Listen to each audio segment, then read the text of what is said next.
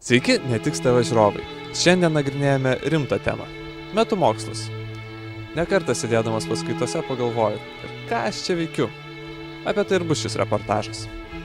Kalbame apie studijų metimą arba studijų krypties keitimą. Daugelis galbūt svarstytų keisti, bet jie nesiryžta. Ką patartume tokiem žmonėm? Aš patarčiau pasvarstyti iš tikrųjų apie tai, kaip žmonės įsivaizduoja savo tolimesnį gyvenimą. Ir yra žinoma žmonių, kurie linkę labiau rizikuoti, jie mėgsta iššūkius. Yra žmonių, kurie linkę gyventi labai saugiai ir jiems iššūkiai kelia, pokyčiai, iššūkiai kelia tam tikrą stresą. Pakalbinkim studentus. Ar jie nors kartą yra pagalvoję apie mokslo metimą arba studijų krypties keitimą? Sakykite, ar esate kada nors pagalvojusi apie mokslo metimą arba studijų krypties keitimą? Tikrai taip. Ir kokie rezultatai iš to galvojimo? Kol kas vis dar galvoju ir dar nemečiau. Taip, ir keičiau. Ne. Jums patinka tai, ką darote? Taip. Tai labas, Egle, kokia yra tavo studijavimo istorija, trumpai? Mano studijavimo istorija? Įstojau. Metus buvo įdomu, antrus metus pusiau įdomu. Ir viskas taip ir baigėsi. Dar labai svarsčiau, kaip elgtis su studijom, galbūt pasiimti akademinės atostogas. Bet paskui po svarstymų visgi išėjo taip, kad tiesiog nutraukiau studijas. Kalbant apie mane, tai įstojau į politikos mokslus, TSPMI, ir tai buvo praeitais metais, o šiais metais aš jau studijuoju leidybą. Ir kodėl čia taip atsitiko? Kodėl taip atsitiko? Tai pagrindinė priežastis matyt tokia, kad man nepatiko. Kaip reikėtų su tėvais elgtis tokioje situacijoje, jeigu jau nusprendė keisti studijų kryptį arba mesti tuos mokslus ir daryti kažką kitą?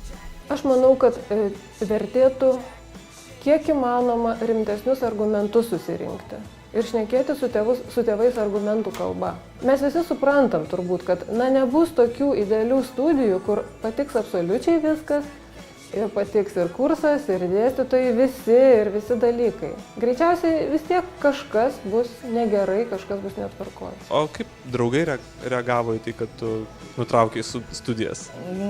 Buvo reakcijų labai įvairių. Turėjau dalį, čia iš tikrųjų buvo labai sunkus tas procesas visas apsisprendimo. Ir labai natūralu, man atrodo, visiems nepaslaptis. Pirmiausia, pirmas faktorius yra tėvai, nes tu visą laiką galvoji, jautiesi tam tikrą prasme jiem kažkaip įsipareigojęs, kad turi baigti studijas. Tai ir draugai buvo įvairių reakcijų. Vieni draugai bandė atkalbėti, kiti draugai, kurie sakė, aišku, jeigu tikrai esi tvirtai apsisprendus ir žinai, ką nori, daryk. Tėvai gal iš pradžių priėmė gan neigiamai, bet po to pasikalbėjus vis dėlto išsakius nuomonę, kad tai mano pasirinkimas ir panašus dalykai, tai galiausiai dabar viskas gerai.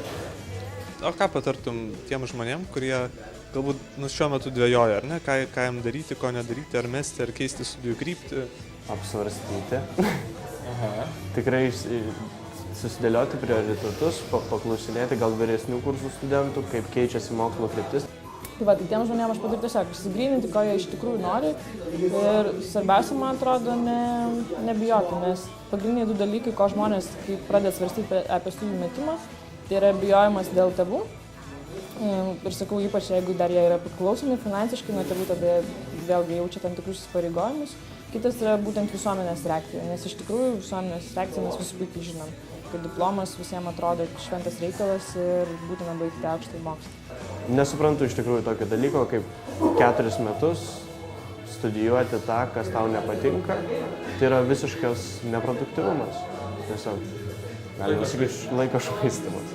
Tai aš galvoju, kad tikrai verta pasvarstyti dar kartą, ypač pirmuose kursuose. Turi daug šansų dar pakeisti savo gyvenimo kryptį. Jeigu tau nepatinka tai, ką tu studijuoji, arba jautiesi ne savo sultyse, rimtai pagalvok, ką veiki gyvenime ir nebijok daryti pokyčių. Ate.